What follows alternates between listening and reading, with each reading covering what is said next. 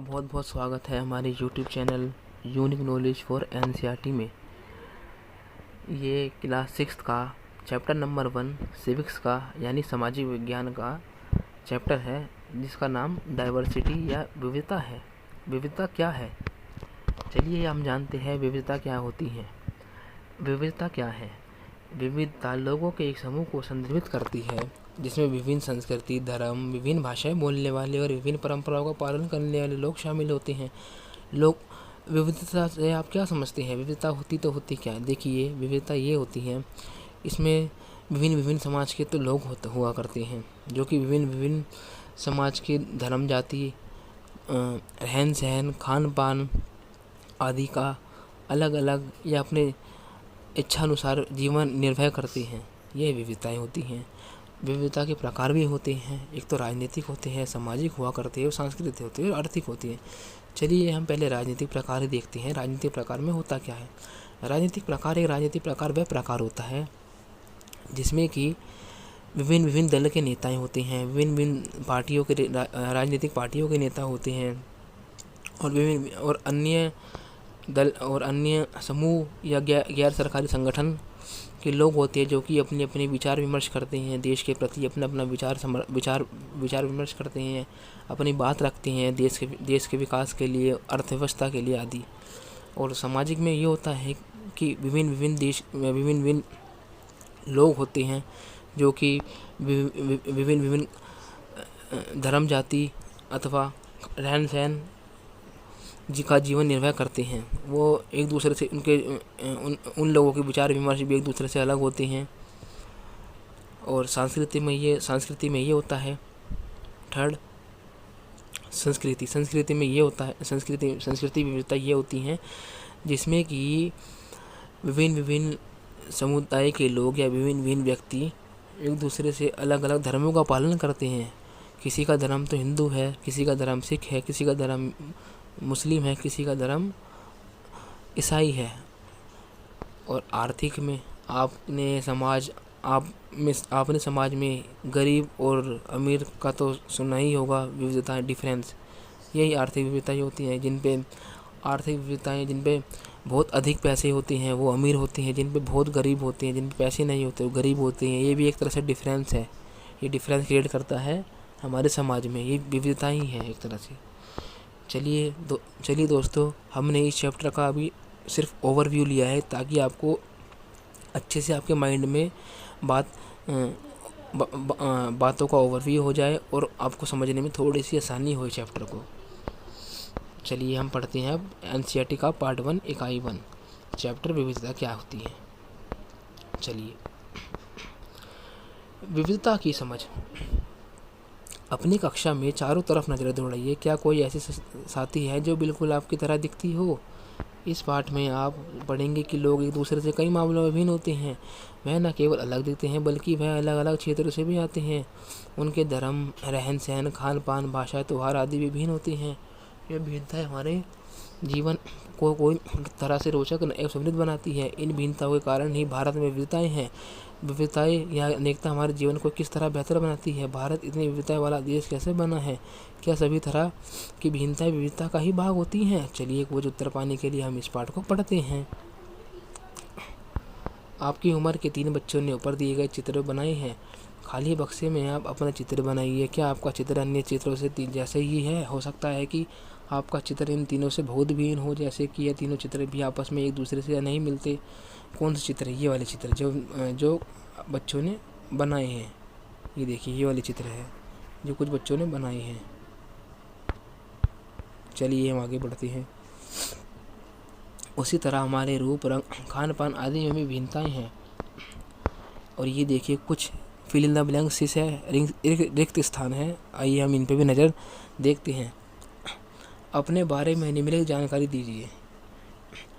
बाहर जाते समय पहनना पसंद करती हो? आप क्या पहनना पसंद करते होंगे बाहर जाते हुए? कुछ पता है आपको बाहर जाते हुए आप क्या पहनना पसंद करते होंगे? मैं घर में बात करती हूँ। आप घर में किससे बात करना पसंद करते होंगे? मेरा पसंदीदा खेल डैश है। मुझे के बारे में किताबें पढ़ना पसंद है। आपको किस किस विषय पर किताबें पढ़ना पसंद है, कृपया कमेंट बॉक्स में लिख के मुझे ज़रूर बताइएगा। आइए हम नज़र को देखते हैं, आइए हम पाठ को देखते हैं। अपनी अध्यापिका की सहायता से यह पता कीजिए कि आप में से कितने साथियों के जवाब एक जैसे हैं। क्या कक्षा में कोई ऐसा साथी भी है जिसकी सूची आपकी सूची से हूबहू मिलती है? शायद नहीं हो। हालांकि ऐसा होगा कि कई साथियों के कुछ जवाब आपके जीवन जवाबों से मिलते जुलते होंगे। कितने साथियों को आपकी जैसे ही किताब पढ़ना पसंद है? आपकी कक्षा में के विद्यार्थी कुल मिलाकर कितनी भाषाएं बोलते हैं? इनसे अब तक आपको यह अंदाज़ा हो गया होगा कि कई मामलों में आप अपनी साथियों की तरह और मामलों में आप उनसे बिल्कुल अलग हैं। दोस्ती करना। क्या ऐसे इंसान से दोस्ती करना आपके लिए आसान होगा जो आपसे बहुत भिन्न है? नीचे दी गई कहानी पढ़े और इस बारे में सोचे। मैंने इसे मजाक की तरह लिया है, मजाक जो कि फटे पुराने कपड़े पहने हुए छोटे से लड़के के लिए था जो जनपद के भीड़ भाड़ वाले चौराहे की लाल बत्ती पर अखबार बेचता था। मैं जब भी वहाँ से साइकिल से गुजरता वह अंग्रेजी का अखबार हाथ में लहराते हुए मेरे पीछे भागता। उस दिन की सुर्खियों को हिंदी अंग्रेजी के मिले जुले शब्दों में चिल्लाकर सुनता रहता। इस बार मैं पटरी के सहारे रुका और मैंने उससे हिंदी का अखबार मांगा। उसका मुँह खुला का खुला रह गया। उसने पूछा, मतलब आपको हिंदी आती है? बिल्कुल, मैंने अखबार के पैसे देते हुए कहा। क्यों, तुमने क्या सोचा? वह रुका। पर आप लगते तो बड़े अंग्रेज हैं। वह बोला, मतलब कि आप हिंदी पढ़ भी सकती हैं? हाँ बिल्कुल, मैं पढ़ सकता हूँ। इस बार मैं थोड़ा धीर होते हुए बोला, मैं हिंदी बोल सकता हूँ और पढ़ सकता हूँ और लिख भी सकता हूँ। मैंने स्कूल में दूसरे सब्जेक्ट विषयों के साथ हिंदी पढ़ी है। आइए हम थोड़ा पाठ और देखते हैं। सब्जेक्ट, उसने पूछा। आप जो कभी स्कूल नहीं गया उसको मैं क्या समझाता कि सब्जेक्ट क्या होता है? वह कुछ होता है। मैंने शुरू किया ही था कि बत्ती हरी हो गई और मेरे पीछे गाड़ियों के हॉर्न गाड़ियों का हॉर्न शोर 100 गुना बढ़ गया। मैंने भी अपने आप को ट्रैफिक के साथ आगे बढ़ने दिया। अगले दिन वह फिर से वहाँ पर था। वह मुस्कुरा रहा था और मेरी तरफ हिंदी का अखबार बढ़ते हुए उसने कहा, भैया आपका अखबार, आप बताइए ये सब्जेक्ट क्या चीज़ है? अंग्रेजी का यह शब्द उसकी ज़बान पर अजीब लग रहा था। ऐसा लगा मानो अंग्रेजी में सब्जेक्ट शब्द का जो दूसरा अर्थ है प्रजा, उस अर्थ में वह उसका प्रयोग कर रहा है। ओह, यह कुछ पढ़ाई लिखाई से संबंधित है, मैंने कहा। उसके बाद चूँकि बत्ती लाल हो गई थी सो मैंने पूछा, तुम कभी स्कूल गए हो? कभी नहीं, उसने जवाब दिया। फिर बात बढ़ते हुए उसने गर्व से कहा, मैं जब इतना ऊंचा था तभी से मैंने काम करना शुरू कर दिया था। उसने मेरी साइकिल की गद्दी के बराबर अपने आप को नापा। पहले मेरी माँ मेरे साथ आती थी, लेकिन जब मैं अकेले ही कर लेता हूँ। अभी तुम्हारी माँ कहाँ है? मैंने पूछा। पर तब तक बत्ती हरी हो गई और मैं चल पड़ा। मैंने उसे अपनी कहीं से चिल्लाते हुए सुना, वह मेरठ में है। और उसके साथ बाकी ट्रैफिक के शोरगुल में डूब गया। मेरा नाम समीर है, उसने अगले दिन कहा और बड़े शर्माते हुए मेरा नाम पूछा। आपका नाम? यह तो बड़े शर्म की बात थी। मेरा साइकिल डगमगाई। मेरा नाम भी समीर है, मैंने बताया। क्या उसकी आंखें एकदम से चमक उठी? हाँ, मैंने मुस्कुराते हुए कहा। तुम्हें पता है समीर का अर्थ हवा, पवन और पवन पुत्र कौन है? जानते हो ना, हनुमान। तो अब आप समीर 1 और मैं समीर 2, उसने खूब खुश होते हुए कहा। हाँ ठीक है, मैंने जवाब दिया और अपने हाथ आगे बढ़ाए। हाथ मिलाओ समीर 2। समीर 2 यानी कि जो छोटा बच्चा था जो कि जनपद में अखबार बेचने का काम किया करता था। उसका छोटा सा हाथ मेरे हाथ में एक नन्ही चिड़िया की तरह समा गया। मैं साइकिल चलाकर आगे बढ़ा चुका था पर उसके हाथ की गर्माहट अब तक महसूस कर रहा था। अगले दिन उसके चेहरे पर उसकी चिरपरिचित मुस्कान नहीं थी। मेरठ में बड़ी गड़बड़ हो गई है, उसने कहा। वहाँ दंगों में बहुत लोग मारे गए हैं। मैंने मुख्य अखबार की सुर्खियाँ तरफ देखा।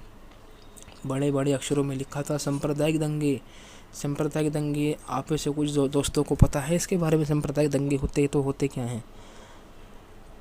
अगर कृपया मुझे कमेंट बॉक्स में बताइएगा, सांप्रदायिक दंगे होते क्या हैं?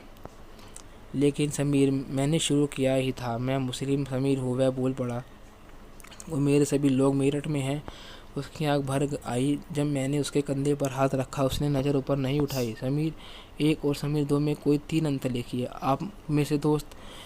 आप में से कुछ दोस्तों को पता होगा कि समीर 1 और समीर 2 में कोई अंतर लिखिए।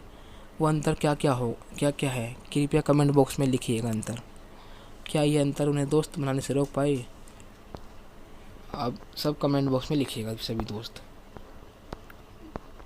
अगले दिन वह चौराहे पर नहीं था, ना उसके अगले दिन वह दिखा और ना आगे फिर कभी। अंग्रेजी या हिंदी का कोई अखबार मुझे नहीं बता सकता मेरा समीर 2 आखिर कहाँ चला गया। जहाँ समीर 1 को अंग्रेजी ज़्यादा अच्छी आती है, वहाँ समीर 2 हिंदी बोलता है। हालांकि दोनों की भाषाएं अलग है, फिर भी दोनों एक दूसरे से बात कर पाए हैं। उन्होंने इसके लिए प्रयास किए हैं क्योंकि उसके लिए बात करना महत्वपूर्ण था। समीर 1 और समीर 2 की धार्मिक और सांस्कृतिक पृष्ठभूमियाँ भी अलग हैं। जहाँ समीर 1 हिंदू है, वहाँ समीर 2 मुसलमान हैं। दोनों में दोस्ती हुई क्योंकि दोनों दोस्ती करना चाहते थे। खान पान, पहनावा, धर्म, भाषा आदि को ये भिन्नता के पहलू हैं। अपने विविध धार्मिक और सांस्कृतिक पृष्ठभूमियों के अलावा समीर 1 और समीर 2 कई अन्य मामलों में भी एक दूसरे से अलग है। ये देखिए कुछ सूचियाँ हैं या कुछ कॉलम हैं जिनके बारे में उन त्योहारों की सूची बनाई है जो कि हो सकता है समीर 1 और समीर 2 मानते हैं। समीर एक तो एक हिंदू थे, वो हिंदू धर्म के त्यौहार मनाते होंगे, और समीर 2 एक मुसलमान थे, वो हिंदू धर्म के अपने त्यौहार मनाते होंगे। तो वो हमें इसमें लिखना है, अपने सोच समझ विचार विमर्श में प्रकट करने हैं अपने विविध। उदाहरण के लिए समीर 1 ने स्कूल में पढ़ाई की जबकि समीर 2 अखबार बेचता था। समीर 2 को एक स्कूल जाने का मौका मिला ही नहीं। अपने इलाके में ऐसे कई लोग को देखा होगा जो गरीब है, जिनकी घर और कपड़े की ज़रूरत भी पूरी नहीं हो पाती है। उस फ़र्क से अलग है जिसके बारे में हमने पहले पढ़ा है। ये विविधता का रूप नहीं है बल्कि गैर बराबरी का रूप है। गैर बराबरी का मतलब है कि कुछ लोगों के पास ना अवसर है और ना ही ज़मीन या पैसा जैसे संसाधन जो दूसरों के पास है। इसलिए गरीबी और अमीरी विविधता का रूप नहीं है, यह लोगों के बीच मौजूद असमानता यानी गैर बराबरी है। जाति व्यवस्था असमानता का एक और उदाहरण है। इस व्यवस्था में समाज को अलग अलग समूह में बांटा गया है। इस बंटवारे का आधार था कि लोग किस किस तरह का काम करते हैं। लोग जिस जाति में पैदा होते हैं उसे बदल नहीं सकते। उदाहरण के लिए, अगर आप कुमार के घर में पैदा हो गई हो तो आपकी जाति कुमार ही होती है और आप बस भाई बन सकती थी। कोई व्यक्ति जाति से जुड़ा अपना पेशा भी नहीं बदल सकता था, इसलिए उस ज्ञान के अलावा किसी अन्य ज्ञान को हासिल करना जरूरी नहीं समझा जाता था। इससे गैर बराबरी पैदा हुई और आप इस बारे में अगले पार्ट में पढ़ेंगी।